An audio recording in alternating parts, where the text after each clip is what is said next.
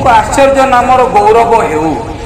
दिन प्रतिदिन पिता परमेश्वर मुख निर्गत वाक्य शुणुथिबा प्रभुक प्रिय लोक मानू ख्रीष्ट प्रेम रे नमस्कार।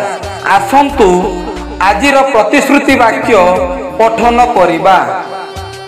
हे परमेश्वर, तुम्भ नाम द्वारा मत परित्राण कर और तुम्भ पराक्रम रे मोहर विचार कर। हे परमेश्वर, मोहर प्रार्थना शुण, मो मुखर कथारे कर्णपात कर।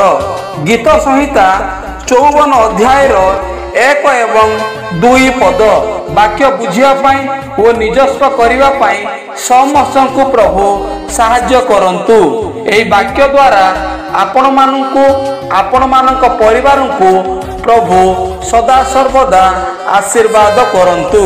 धन्यवाद। आमेन।